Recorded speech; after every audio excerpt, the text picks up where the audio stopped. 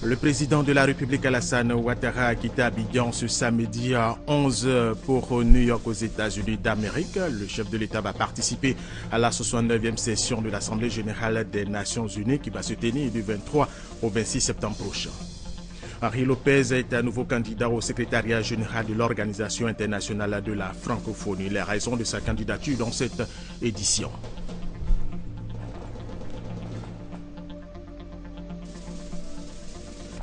Et puis demain, dimanche à 15h30 au stade Champ-Roux-de-Marc, le CW Sport de San Pedro affronte l'AS Léopard de Dolézy dans le cadre des phases de finale, des demi-finales allées de la Coupe africaine de la Confédération de football. L'accès au stade est offert gracieusement au public. Mesdames et messieurs, bienvenue et merci de regarder RTI 1. Le président de la République Alassane Ouattara, accompagné de son épouse Mme Dominique Ouattara, a quitté Abidjan ce samedi 20 septembre à 11h pour New York aux États-Unis d'Amérique. À New York, le chef de l'État va participer à la 69e session de l'Assemblée générale des Nations unies qui va se tenir du 23 au 26 septembre prochain sur le thème transformateur de développement pour l'après 2015. Le président de la République Alassane Ouattara prendra la parole à la tribune des Nations Unies le 26 septembre. Sa communication sera certainement axée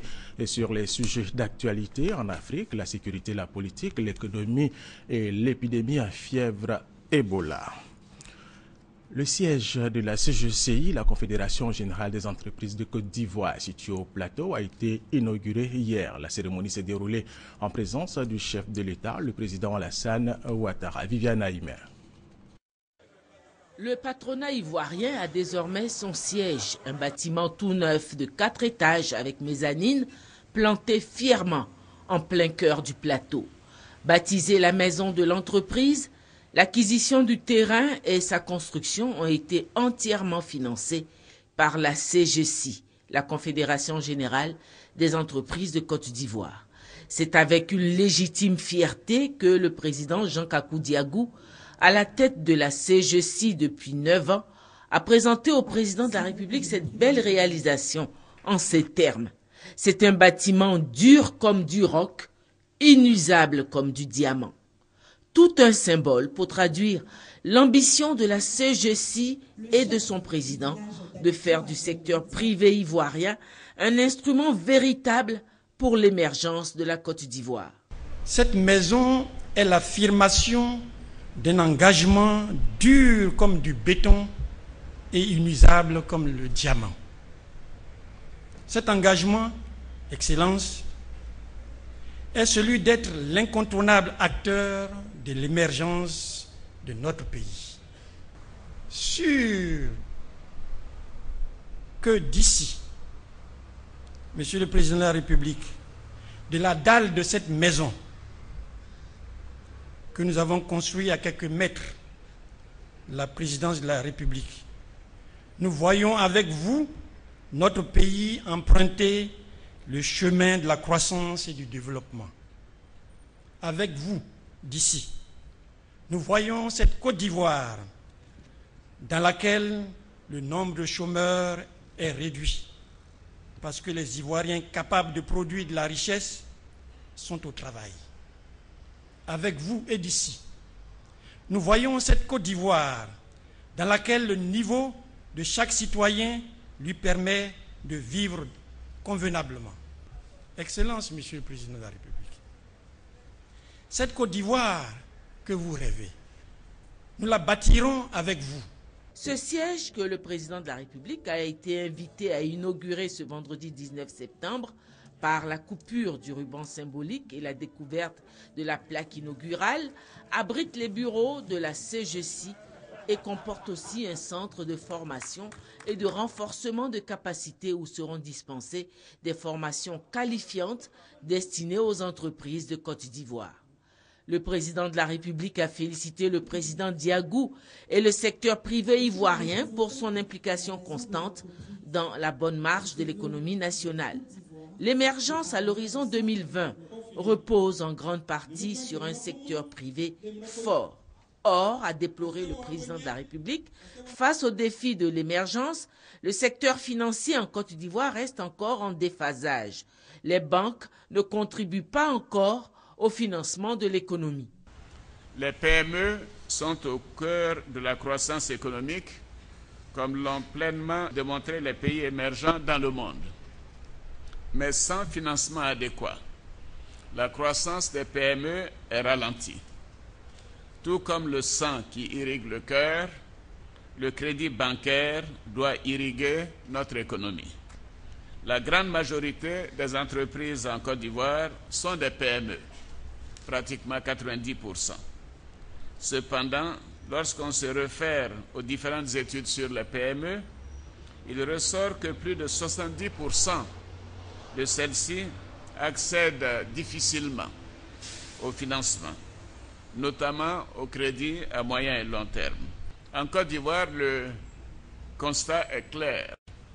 Le secteur financier ivoirien ne contribue pas encore suffisamment au financement de l'économie nationale. L'activité économique ivoirienne peine à trouver des financements à long terme et à des coûts raisonnables, ce qui représente un frein à l'activité économique. J'appelle donc le secteur bancaire à redoubler d'efforts et d'ingéniosité pour préserver l'image de la Côte d'Ivoire, qui est devenue aujourd'hui un pays frontière et candidat à l'émergence selon le Fonds monétaire international. Je voudrais souligner que le crédit bancaire est essentiel à une activité florissante des PME.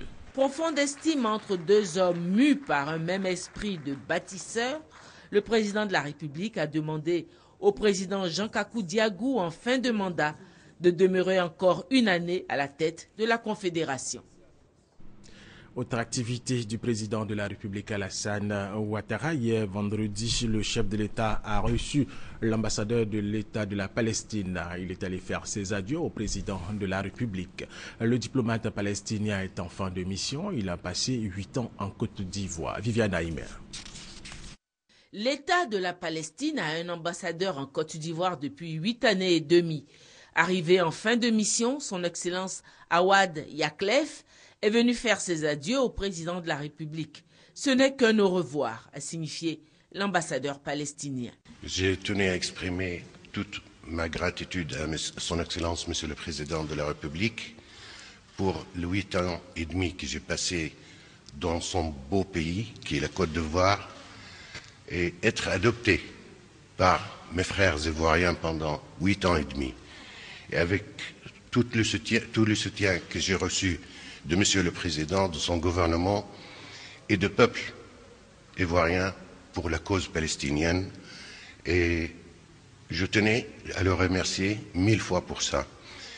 Aussi, je lui ai transmis l'amitié et les salutations fraternelles du président Mahmoud Abbas et du gouvernement palestinien et du peuple palestinien.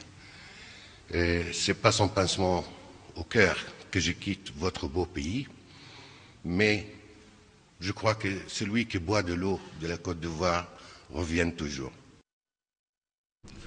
Le Rassemblement des Républicains RDA se prononce sur l'appel du président du PDCI RDA à soutenir la candidature unique du président de la République en 2015. Appel lancé, je vous le rappelle, à Daoukro. Nous écoutons le secrétaire général par intérim du RDA, Amadou Soumaoro. Le combat de la candidature unique, nous pensons que la déclaration du président Bédi a abouti. Maintenant, le nouveau combat que nous engageons, c'est celui de la réélection. Mais la réélection, nous en sommes presque sûrs. Mais c'est mobiliser les Ivoiriens, leur demander de sortir massivement pour aller élire le président Alassane Ouattara, qui a besoin de cela et qui mérite aussi cela, au vu de grands chantiers, au vu de l'ampleur de la modernisation qu'il est en train d'introduire dans notre pays. Il a besoin, il mérite d'être élu massivement, mais alors massivement avec une majorité écrasante des Ivoiriens l'année prochaine, et faites-nous confiance en relation avec nos amis du RHDP, c'est cet objectif-là qui sera atteint. Hier, au siège du RDA à la rue Lépic, où ont été recueillis ces propos, le secrétaire général, par intérim, a eu une rencontre d'échange avec les secrétaires nationaux du Rassemblement des Républicains. Il est revenu sur la mission qui lui a été assignée. Maïsakou. Échange ce jeudi entre le secrétaire général adjoint du RDR, le Rassemblement des Républicains, et les secrétaires nationaux thématiques du parti. Une séance de travail pour donner les grandes orientations de leur mission. Nos secrétaires nationaux, à la faveur de cette restructuration, sont issus de milieux divers, de milieux professionnels divers et de compétences diverses. Ce sont de très grands cadres qui assument de très hautes responsabilités dans le pays. Et naturellement, il leur a été indiqué, par leurs compétences, leur expérience, de nous faire des propositions, d'aller très loin dans ces propositions-là, toutes choses qui doivent permettre au RDR d'impacter la société ivoirienne. Nommés le 5 août dernier, les secrétaires nationaux thématiques au nombre de 57 se veulent les pendants des différents ministères.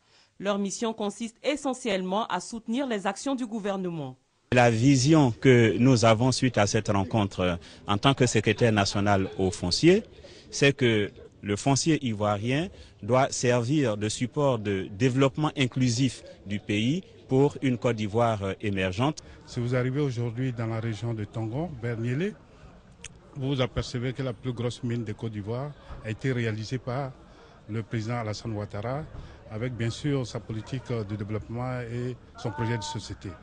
Dans les prochains jours, une rencontre entre le secrétaire général par intérim du RDR et les secrétaires nationaux thématiques va permettre à ces derniers de connaître leurs points focaux au sein du gouvernement. À 2 jours de l'élection du président du Rassemblement des jeunes républicains, les actions en vue de garantir la réélection du président Alassane Ouattara à la présidentielle de 2015 se poursuivent au RDR. Et ces échanges entre le secrétaire général par intérim du RDA et les secrétaires nationaux du Rassemblement des Républicains ont eu lieu jeudi. C'est ce samedi que se tient le congrès du Rassemblement des jeunes républicains. Les jeunes du RDA vont élire leur nouveau président. Les enjeux de ce congrès avec Amada Traoré et Hamza Diaby. Qui succédera à Karamoko Yayoro à la tête du RJR, le Rassemblement des jeunes républicains?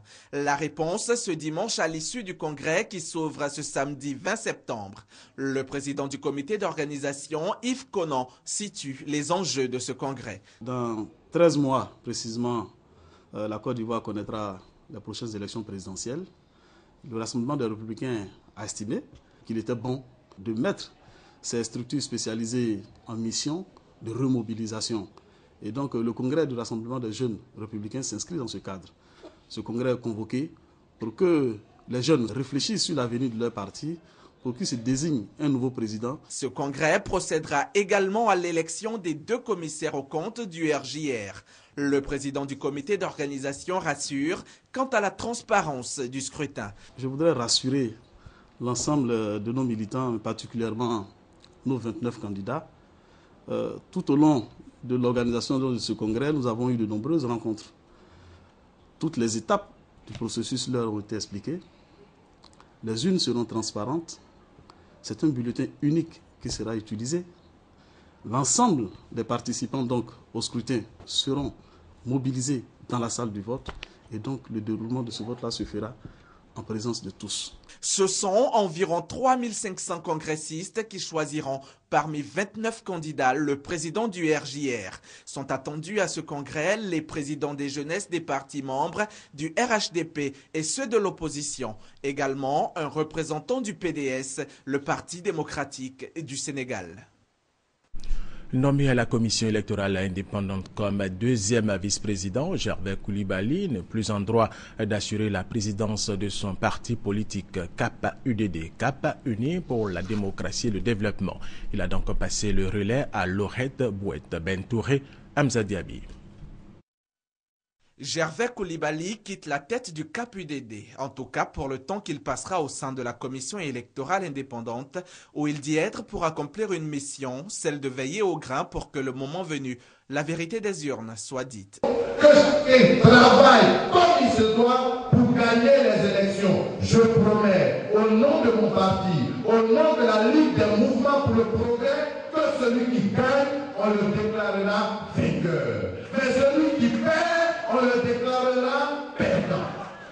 c'est le rôle de la CEI. C'est ma mission, c'est pour cela que je vais à la CEI, c'est pour cela que je vais, pendant quelques années, me taire pour faire ce travail. Gervais Koulibaly part momentanément du CAP-UDD. L'intérim assuré par Laurette Boété se fera dans la continuité de l'action. Avec tous, Monsieur le Président, je continuerai, nous continuerons plutôt l'implantation du parti tant sur le plan national que sur le plan international. Et ensemble, nous réussirons, car rappelez-vous que nous sommes une cause, mais pas n'importe laquelle. Et nous savons faire tâche d'huile. Créé en septembre 2011 pour œuvrer à l'union des Ivoiriens par un dialogue permanent avec le pouvoir, le CAP-UDD compte 2 députés, un maire, un vice-président de conseil régional. Le parti entend œuvrer pour faire beaucoup mieux aux élections prochaines. L'UDPCI, l'Union pour la démocratie et la paix en Côte d'Ivoire, a commémoré hier 19 septembre le 12e anniversaire du décès du général Robert Gueye. Sa famille politique, l'UDPCI, a organisé une cérémonie en sa mémoire. 19 septembre 2002, 19 septembre 2014, cela fait tout juste 12 ans que le général Robert Gueye a été assassiné à Abidjan. Aujourd'hui, comme chaque année à cette même date, son parti l'UDPCI se souvient, prie et sensibilise à la paix et la cohésion. Nous organisons la cérémonie pour se retrouver et échanger, nous souvenir de lui et prier pour que vraiment Dieu puisse avoir pitié de lui et qu'il le trouve dans sa céleste cité.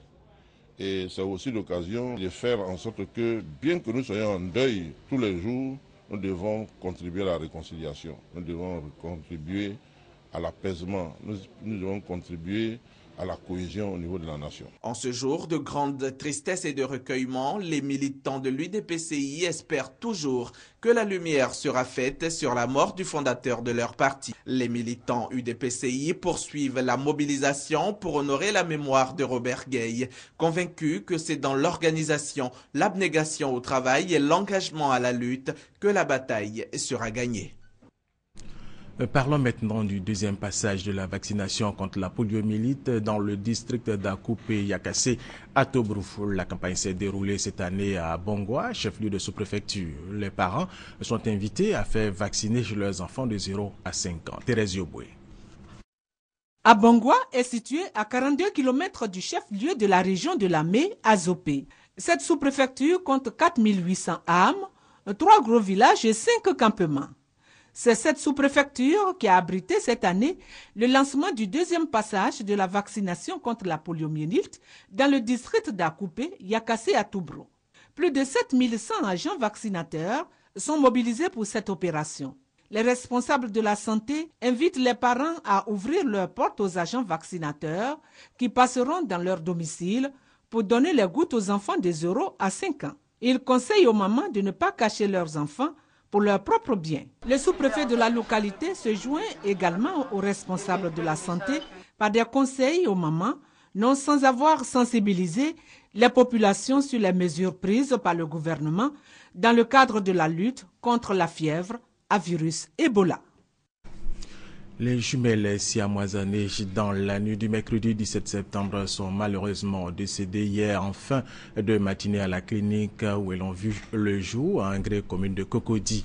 Et ces jumelles pour lesquelles hier encore un appel à l'aide pour une éventuelle opération chirurgicale pour une séparation n'ont hélas pas survécu. La cause du décès pas encore déterminée, mais c'est un coup dur pour les parents encore dans la vingtaine qui nourrissaient de réels espoirs de voir se réaliser l'opération de séparation des jumelles qui, rappelons, étaient liées l'une à l'autre par l'abdomen.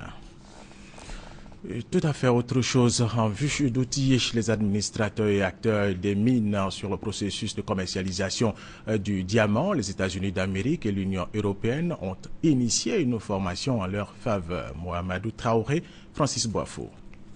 Test réussi pour cet expert des pierres et métaux après une semaine de formation assurée par l'Institut de gymnologie américain sur l'évaluation du diamant brut. Comme lui, les représentants des coopératives du secteur du diamant et des administrations des douanes savent désormais identifier la coupe, le poids, la couleur et la clarté de la pierre précieuse, des éléments nécessaires à sa commercialisation. Avec toutes ces techniques acquises aujourd'hui, nous pouvons mieux appréhender et mieux sécuriser les recettes de l'État lorsque les diamants bruts seront exportés. En fait, il y a une taxe à l'exportation qu'il faut payer lorsque vous faites une exportation des diamants bruts qui s'élève à 3%. Donc aussi longtemps que vous n'aurez pas la valeur exacte des diamants à exporter, vous ne pourrez jamais calculer la taxe. Pour les représentants de l'Union européenne et des États-Unis d'Amérique, cette formation sur l'évaluation du diamant brut vise à consolider la mise en œuvre du processus de Kimberley en Côte d'Ivoire. À Niagoneka, village de la sous-préfecture d'Arikoka, département de Niakaramandougou, le bureau de la mutuelle de développement de ce village a été investi. On en parle avec Kwadjo Kwame de RTI-Bois qui a regardé. Érigé en sous-préfecture le 6 octobre 2005, Niedieka, situé dans le département de Niakaramandougou, se veut une cité moderne et prospère.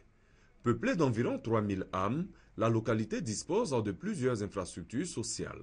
Dispensaires et maternités, écoles et logements d'enseignants, adduction d'eau potable et électrification.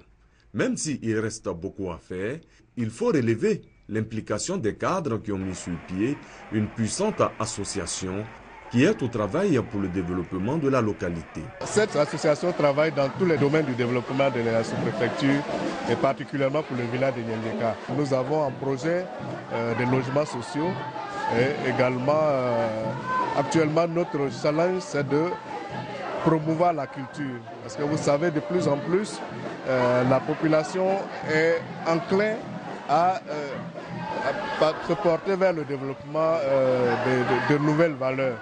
Or, nous savons que notre culture regorge de beaucoup de valeurs.